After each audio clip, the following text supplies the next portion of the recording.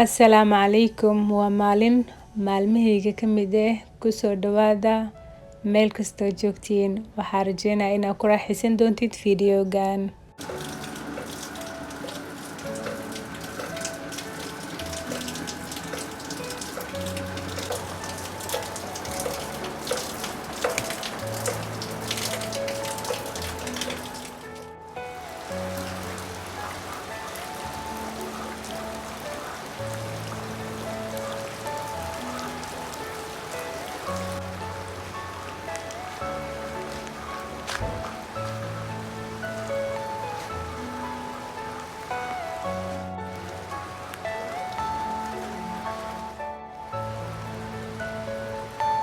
Are you all my personal dreams?